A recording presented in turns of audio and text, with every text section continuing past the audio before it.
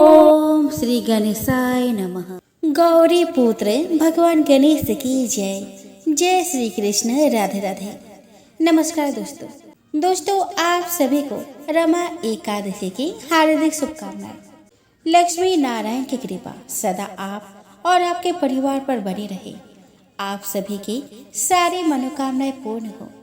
दोस्तों आज कार्तिक मास की कृष्ण पक्ष की रमा एकादशी है। दोस्तों आज सभी भक्तगण एकादशी का व्रत धारण किए हैं। धार्मिक मान्यताओं के अनुसार जो व्यक्ति सच्चे मन से रमा एकादशी का व्रत करता है तथा आज के दिन एकादशी व्रत कथा का श्रवण करता है उसे वैकुंठ की प्राप्ति होती है। साथ ही इससे सभी तरह के पापों और समस्याओं से मुक्ति मिलती है। रमा एकादशी का व्रत कथा के श्रवण से जीवन में सुख समृद्धि आती है। तो चलिए दोस्तों आज इस वीडियो में हम श्रवण करें एकादशी व्रत कथा को। दोस्तों इन कथाओं को आप बड़ी श्रद्धा और प्रसन्नचित मन से पूरे जरूर सुनिएगा, क्योंकि आधा अधूरी कथा से व्रत का पुण्य फल प्राप्त नहीं होता। तो बोलिए लक्ष्मी नारायण की जय, राधे कृष्ण की जय, तुलसी मैया की जय। तो दोस्तों धर्मराज युधिष्ठिर कहने लगे कि हे भगवान, कार्तिक कृष्ण एकादशी का क्या नाम है, इसकी विधि क्या है, इसके करने से क्या फल मिलता है, सो आप विस्तार पूर्वक बताइए। भगवान श्री कृष्ण बोले कि कार्तिक कृष्ण पक्ष की एकादशी का नाम रमा एकादशी है। यह बड़े बड़े पापों का नाश करने वाली है। इसका महात्म्य मैं तुमसे कहता हूँ, तुम ध्यान पूर्वक सुनो। हे राजन, प्राचीन काल में मुचुकुंद नाम का एक राजा था। उसके इंद्र के साथ मित्रता थी और साथ ही यम, कुबेर, वरुण और विभीषण भी उसके मित्र थे। यह राजा बड़ा धर्मात्मा, विष्णु भक्त और न्याय के साथ राज करता था। उस राजा की एक कन्या थी जिसका नाम चंद्रभागा था।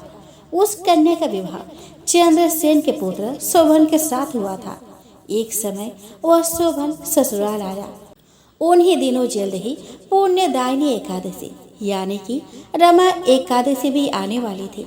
जब व्रत का दिन समीप आ गया तो चंद्रभागा के मन में अत्यंत सोच उत्पन्न हुआ कि मेरे पति अत्यंत दुर्बल है और मेरे पिता की आज्ञा अति कठोर है।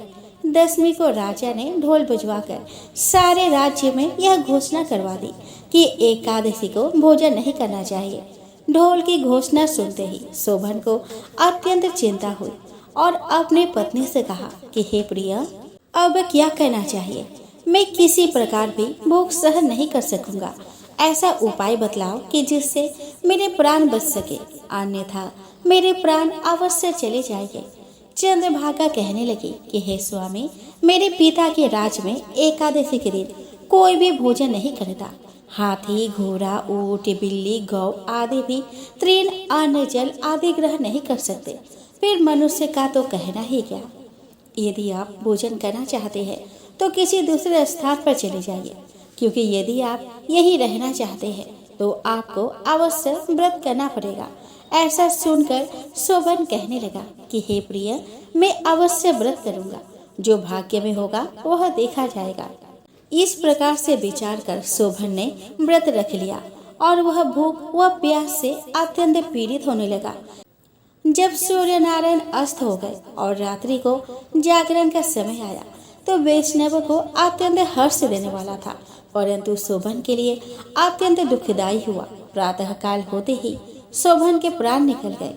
तब राजा ने सुगंधित काष्ठ से उसका दाह संस्कार करवाया, परंतु चंद्रभागा ने अपने पिता की आज्ञा से अपने शरीर को दग्ध नहीं किया और शोभन की अंत्येष्टि क्रिया के बाद अपने पिता के घर में ही रहने लगी। रमा एकादशी के प्रभाव से शोभन को मंदराचल पर्वत पर धन धान्य से युक्त तथा शत्रुओं से रहित एक सुंदर देवपुर प्राप्त हुआ। वह अत्यंत सुंदर रत्न और वैदूर्य मणि जड़ित स्वर्ण के खंभों पर निर्मित अनेक प्रकार के स्फटिक मणियों से सुशोभित भवन में बहुमूल्य वस्त्र आभूषणों और छत्र व चौवर से विभूषित गंधर्व और अप्सराओं से युक्त सिंहासन पर आरूढ़ ऐसा शोभायमान होता था। मानो दूसरा इंद्र विराजमान हो। एक समय मुझे कुंद नगर में रहने वाले एक सोम शर्मा नामक ब्राह्मण तीर्थ यात्रा करता हुआ घूमता घूमता उधर जा निकला और उसने शोभन को पहचान लिया कि यह तो राजा का जमाई शोभन है। उसके निकट गया। शोभन भी उसे पहचान कर अपने आसन से उठकर उसके पास आया और प्रणाम आदि करके कुशल प्रश्न किया। ब्राह्मण ने कहा कि राजा मुचुकुंद और आपकी पत्नी कुशल से है। नगर में भी सब प्रकार से कुशल है, परंतु हे राजन, हमें आश्चर्य हो रहा है। आप अपना वृतांत कहिए कि ऐसा सुंदर जो न कभी देखा न सुना आपको कैसे प्राप्त हुआ। तब शोभन बोला कि कार्तिक कृष्ण की रमा एकादशी का व्रत करने से मुझे यह नगर प्राप्त हुआ है, परंतु यह अस्थिर है। यह स्थिर हो जाए ऐसा उपाय कीजिए। ब्राह्मण कहने लगे कि हे राजन, यह स्थिर क्यों नहीं है और कैसे स्थिर हो सकता है, आप बताइए, फिर मैं अवश्य में वह उपाय करूँगा। मेरी इस बात को आप मिथ्या ना समझिए। शोभन ने कहा कि मैंने इस व्रत को श्रद्धा रहित होकर किया है, अतः ये सब कुछ अस्थिर है। यदि आप मुझे कुंद की कन्या चंद्रभागा को यह सब वृतांत कहे तो यह स्थिर हो सकती है।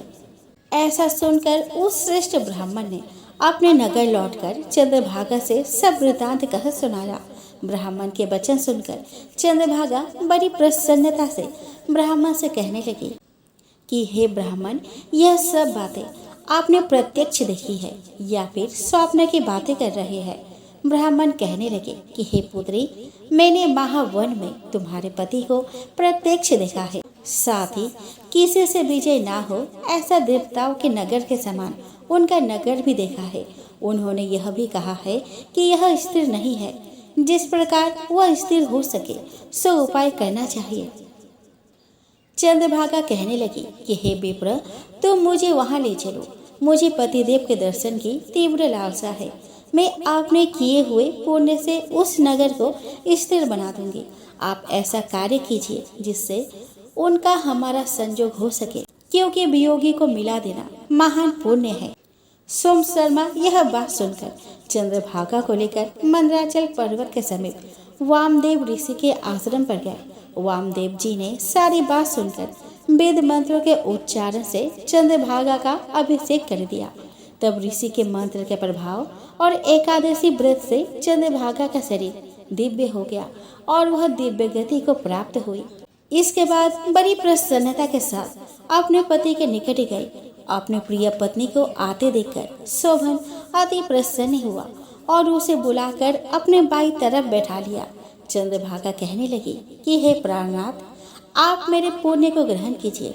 अपने पिता के घर जब मैं 8 वर्ष की थी तब से विधि पूर्वक एकादशी के व्रत को श्रद्धा पूर्वक करती आ रही हूँ। इस पुण्य के प्रताप से आपका यह नगर स्थिर हो जाएगा तथा समस्त कर्मों से युक्त होकर प्रलय के अंत तक रहेगा। इस प्रकार चंद्रभागा ने दिव्य आभूषणों और वस्त्रों से सुसज्जित होकर अपने पति के साथ आनंद पूर्वक रहने लगी। हे राजन, यह मैंने रमा एकादशी का महात्म्य कहा है। जो मनुष्य इस व्रत को करते हैं उनके ब्रह्म हत्या आदि समस्त पाप नष्ट हो जाते हैं। कृष्ण पक्ष और शुक्ल पक्ष दोनों की एकादशियां समान ही है। इनमें कोई भेदभाव नहीं है, दोनों समान फल देती है। जो मनुष्य इस महात्म्य को पढ़ते अथवा सुनते हैं वे समस्त पापों से छूटकर विष्णु लोक को प्राप्त होते हैं। एकादशी व्रत के दिन एकादशी माता की आरती करने का विशेष लाभ मिलता है। अगर आप एकादशी का व्रत नहीं करते हैं लेकिन फिर भी अपने परिवार के साथ एकादशी माता की आरती जरूर करें, इससे परिवार में सुख समृद्धि रहती है। तो चलिए दोस्तों, अब हम सब मिलकर एकादशी माता की आरती गावे। ओम जय एकादशी माता, विष्णु पूजा व्रत को धारण कर शक्ति मुक्ति पाता। ओम जय एकादशी माता, विष्णु पूजा व्रत को धारण कर शक्ति मुक्ति पाता। तेरे नाम गिनाओ देवी भक्ति प्रदान करनी, गण गौरव की देनी माता शास्त्रों में वर्णी। तेरे नाम गिनाओ देवी भक्ति प्रदान करने। गण गौरव की देनी माता शास्त्रों में वर्णी। ओम जय एकादशी माता। विष्णु पूजा व्रत को धारण कर शक्ति मुक्ति पाता। ओम जय एकादशी माता। विष्णु पूजा व्रत को धारण कर शक्ति मुक्ति पाता। मार्गशीर्ष के कृष्ण पक्ष की उत्पन्ना विश्वतारि जन्मी। शुक्ल पक्ष में हुई मोक्षदा मुक्तिदाता बनाई। ओम जय एकादशी माता। विष्णु पूजा व्रत को धारण कर शक्ति मुक्ति पाता। ओम जय एकादशी माता। विष्णु पूजा व्रत को धारण कर शक्ति मुक्ति पाता। पौष के कृष्ण पक्ष की सफला नामक है। शुक्ल पक्ष में होए पुत्रदा आनंद अधिक रहे। ओम जय एकादशी माता। विष्णु पूजा व्रत को धारण कर शक्ति मुक्ति पाता। ओम जय एकादशी माता। विष्णु पूजा व्रत को धारण कर शक्ति मुक्ति पाता। नाम सट्टिला माघे मास में कृष्ण पक्ष आवे। शुक्ल पक्ष में जया कहावे विजय सदा पावे। ओम जय एकादशी माता। विष्णु पूजा व्रत को धारण कर शक्ति मुक्ति पाता। ओम जय एकादशी माता। विष्णु पूजा व्रत को धारण कर शक्ति मुक्ति पाता। विजय फागुन कृष्ण पक्ष में शुक्लाम लगे। पाप मोचनी कृष्ण पक्ष में चैत्र महाबल के। ओम जय एकादशी माता। विष्णु पूजा व्रत को धारण कर शक्ति मुक्ति पाता। ओम जय एकादशी माता। विष्णु पूजा व्रत को धारण कर शक्ति मुक्ति पाता। चैत्र शुक्ल में नाम कामदा धन देने वाले। नाम बरतने कृष्ण पक्ष में बैसाख माहवाले। ओम जय एकादशी माता। विष्णु पूजा व्रत को धारण कर शक्ति मुक्ति पाता। ओम जय एकादशी माता। विष्णु पूजा व्रत को धारण कर शक्ति मुक्ति पाता। शुक्ल पक्ष में होए मोहिनी अपरा जश्न कृष्ण पक्षी। नाम ने जला सब सुख करने शुक्ल पक्ष रखे। ओम जय एकादशी माता। विष्णु पूजा व्रत को धारण कर शक्ति मुक्ति पाता। ओम जय एकादशी माता। विष्णु पूजा व्रत को धारण कर शक्ति मुक्ति पाता। योगिनी नाम आषाढ़ में जानो कृष्ण पक्ष करने। देव शयने नाम कहारो शुक्ल पक्ष धरने। ओम जय एकादशी माता। विष्णु पूजा व्रत को धारण कर शक्ति मुक्ति पाता। ओम जय एकादशी माता। विष्णु पूजा व्रत को धारण कर शक्ति मुक्ति पाता। कामिका श्रावण मास में आवे कृष्ण पक्ष कहिए। श्रावण शुक्ला होए पवित्र आनंद से रहिए।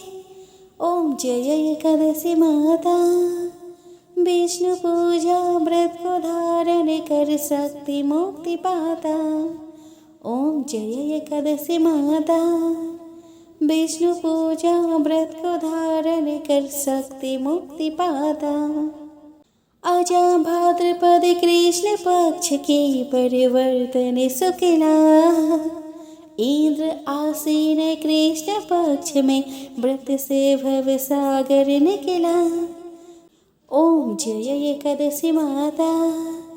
विष्णु पूजा व्रत को धारण कर शक्ति मुक्ति पाता।